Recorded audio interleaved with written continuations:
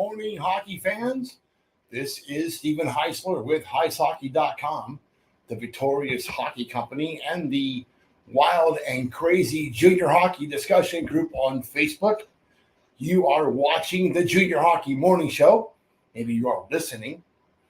We are on the World Sports Broadcasting Network, WSBN.TV, Facebook, Twitter, YouTube. Hopefully this morning. Maybe it's in the afternoon.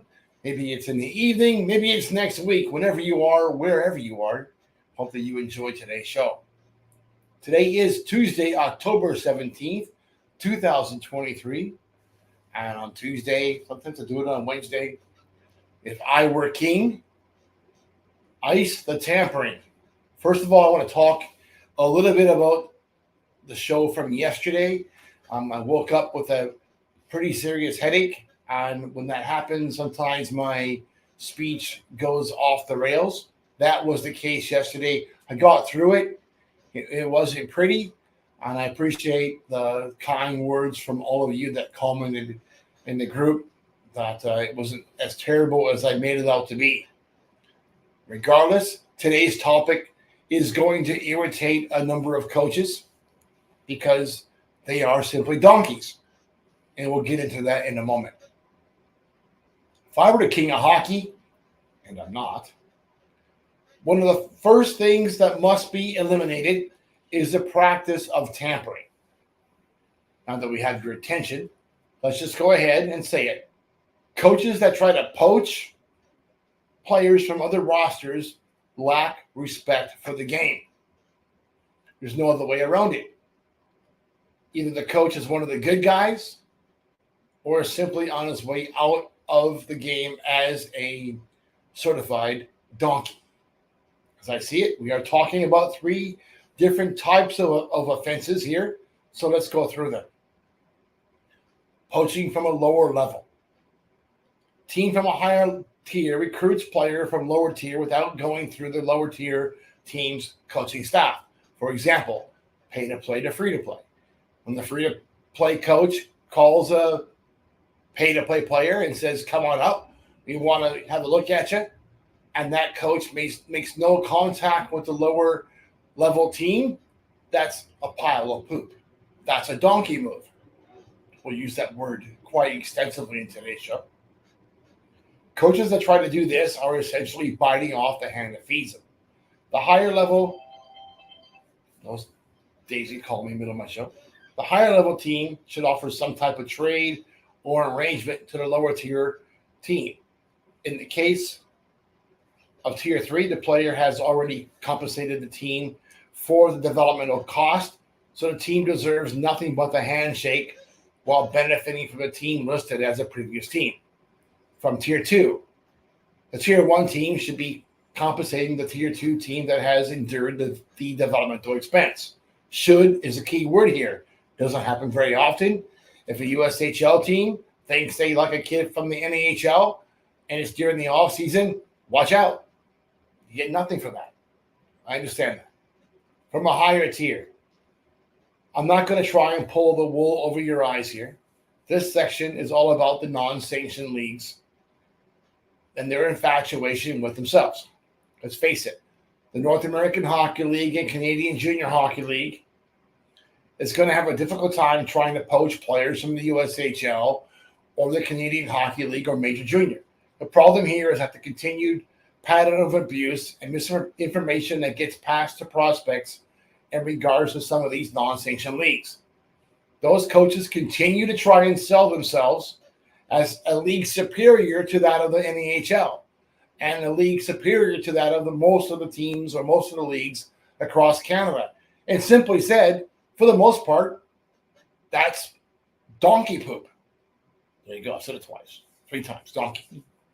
But the facts tell a completely different story. College commitments, they're not coming from the non-sanctioned leagues, are they? Maybe 1 or 2, really, directly from there? A year? And how many of those kids are really playing hockey? How many of those kids are being committed but really getting into games? That's a very minimal number indeed.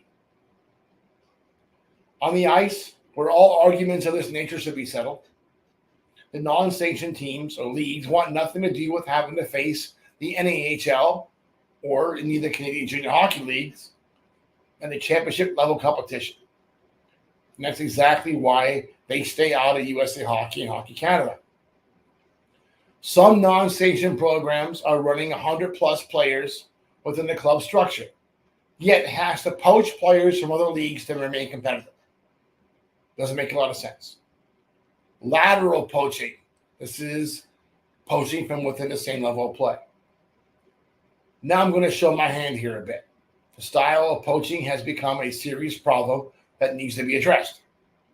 We're not seeing too much movement between the USHL and Canadian Hockey League, and the Canadian Hockey League does a good job of keeping the Ontario kids out of the Western Hockey League, and the Q does a good job of keeping the Western kids out of the Q. That's not the problem, is it? We do see a lot of back and forth movement between the NAHL and Canada. And Hockey Canada and USA Hockey have a pretty good relationship to make sure that's all functioning properly. The British Columbia Hockey League's move to outside of Hockey Canada has complicated the issues a bit, but even those coaches and the NAHL coaches have a high level of respect for one another. So you see very little of this, and in-season movements are also pretty low number.